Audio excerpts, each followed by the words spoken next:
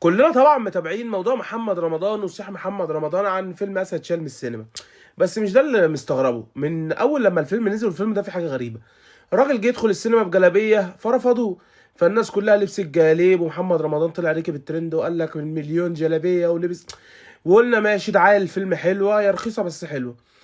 دلوقتي بقى فيلم محمد رمضان اتشال من السينمات.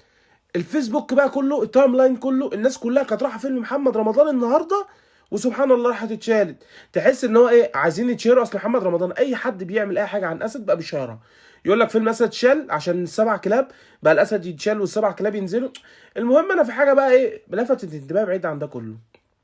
محمد رمضان وعمرو اديب كانوا متخانقين بقالهم يجي 4 سنين اهو، محاكم وقواضي ونفقه وما اعرفش ايه. جيهم اتصالحوا. فجه المنتج بتاع فيلم اسد وهو بيتكلم، ومحمد دياب كده بيقول لك ايه: وطبعا نشكر معالي المستشار تركي آل الشيخ على دعمه لينا في الفيلم وده كله.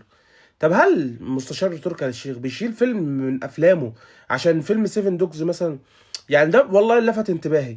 يعني وهل محمد رمضان دلوقتي بقى بيلقح على فيلم سيفن دوجز اللي تركي آل الشيخ عامله بعد ما شالوه فيلمه؟ يعني في حاجه، انا حاسس ان في حاجه غلط هنا، بس مش عارف اركب، مش عارف ادوس على البلف لسه.